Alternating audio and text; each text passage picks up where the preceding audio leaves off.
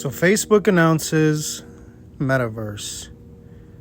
Been hearing hints of stuff like this for a while. Watching the NFT and the crypto world just completely explode. And again, I do believe this is the tip of the iceberg. But there's hints and signs everywhere that lead to the overall agenda.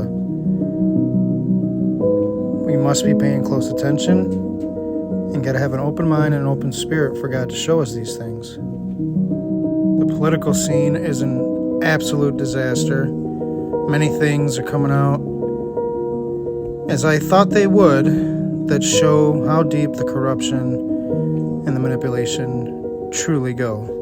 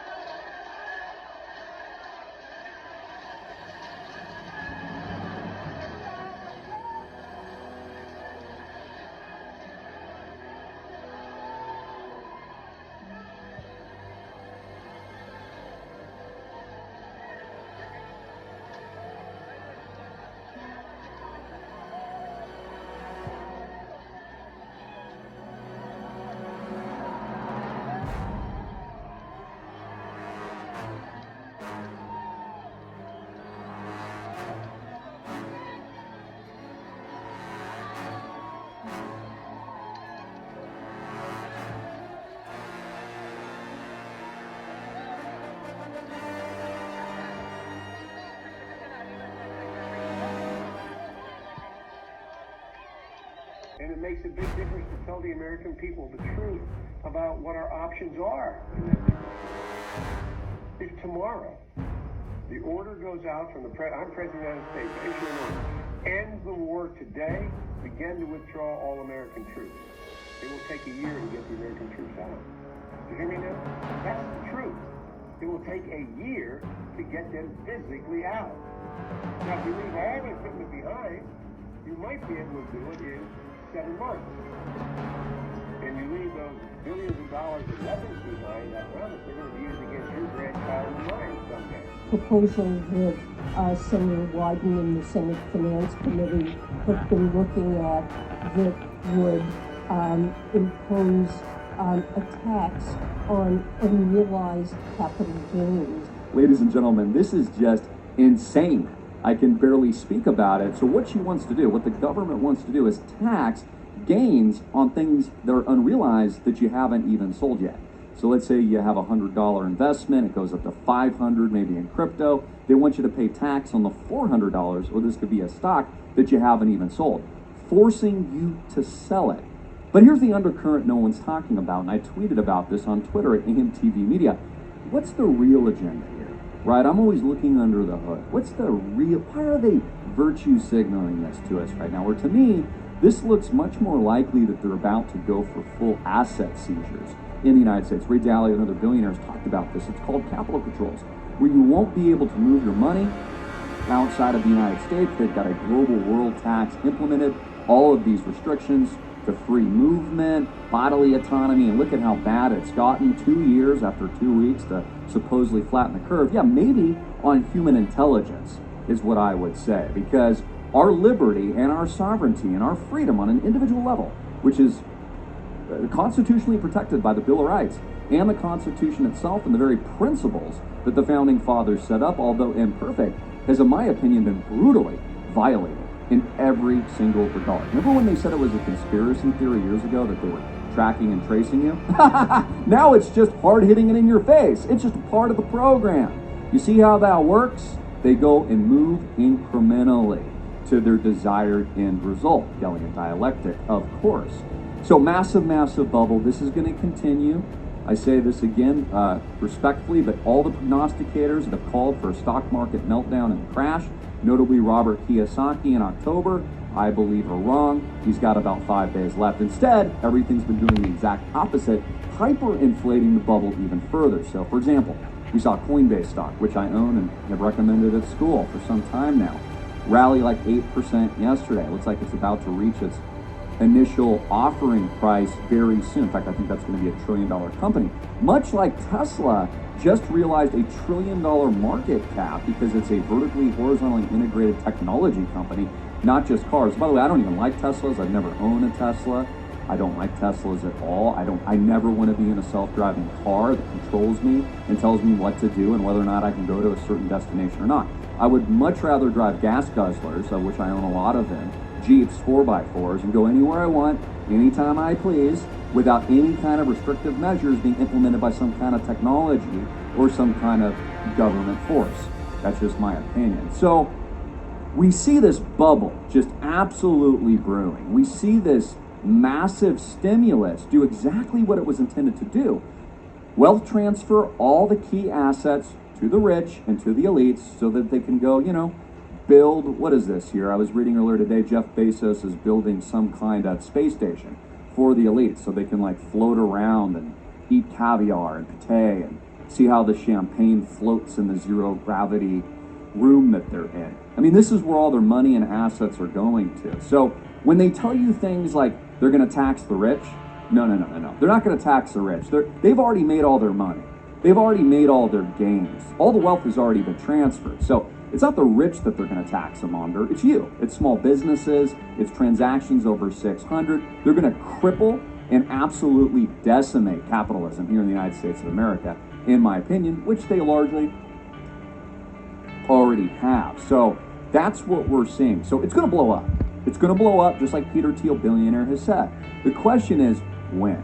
Well, I'll remind you, as I think other smart individuals have, that no one's going to be able to predict the exact moment. We can only read the telltale signs of the collapse. But where I differ, and my opinion changes, is I believe the collapse is into the new technology. The collapse is into the metaverse. The collapse is into crypto and blockchain.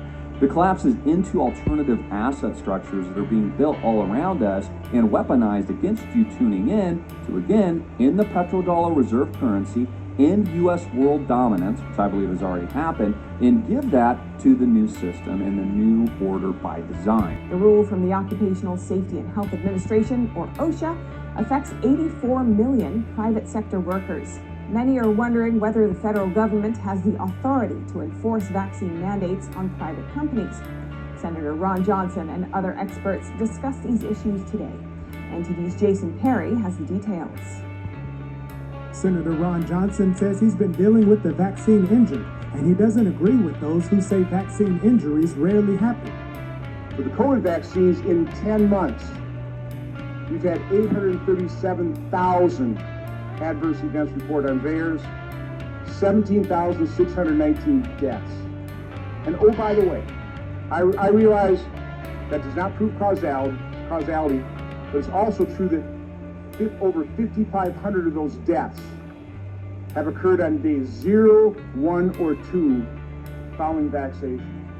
He went on to explain that, as far as he remembers, whenever you're facing a serious medical condition, the doctor always tells you to get a second opinion. But he says second opinions are not allowed anymore, and the Biden administration does not even consider natural immunity in its mandate of the COVID vaccine. Well, 16 solid, respected studies demonstrate that natural immunity is as effective or more effective. The largest population study ever done out of Israel showed that it's 27 times more effective than vaccinated immunity in preventing symptomatic COVID. Dr. Martin McCary also explained that there are other options for treating COVID-19 than just vaccines. There's solid randomized controlled trials supporting several safe therapeutics, as simple as a hypertonic saline spray and mouthwash and Prozac or fluvoxamine, for which there's solid evidence, and Merck's new drug, which is now authorized and in use in the UK, molnupiravir, cut COVID deaths to 0. No one who's gotten the drug has ever died. Senator Ron Johnson said before we impose a mandate that will cost people their jobs and their livelihoods, we should at least acknowledge that vaccine injuries are real.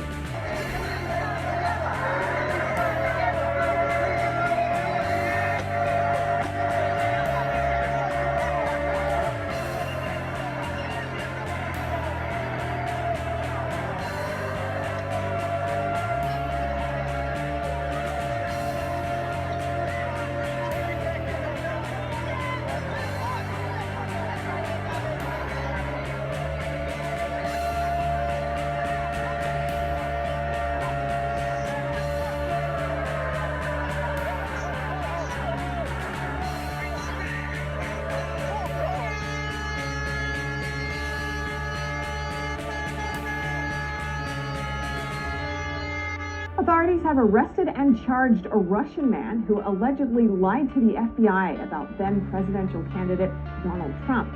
The Russian was a key source for that infamous Steele dossier, which the FBI used to investigate Trump in 2016. NTV's Miguel Moreno interviews an author to learn more. A grand jury hit Igor Danchenko, a Russian, with 5 counts of false statements, all of which he allegedly made to the FBI. He's the latest person to be indicted in Special Counsel John Durham's investigation of the FBI's investigation of Donald Trump. The indictment alleges that Danchenko was the primary source for Christopher Steele's dossier.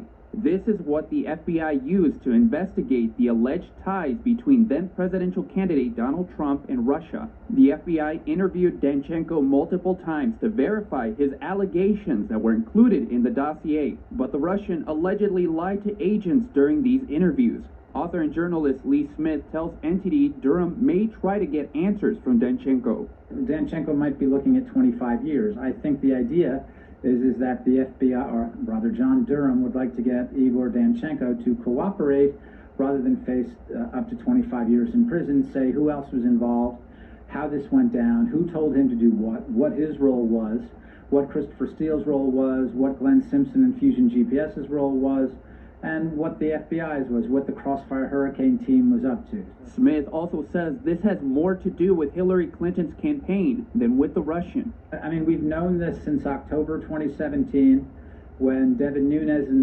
Congressman Devin Nunes's investigation forced out the information that the Clinton campaign had paid for the dossier. We've known this for years. So the more information that we're getting from the Durham investigation, it points again and again to the Clintons.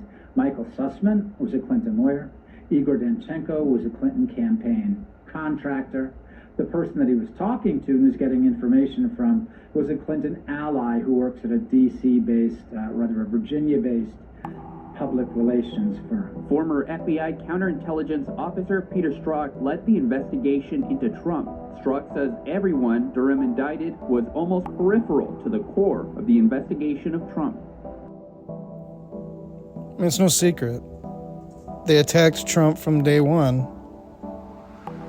And I really think, in my personal opinion, they did whatever it took to try to make him look bad and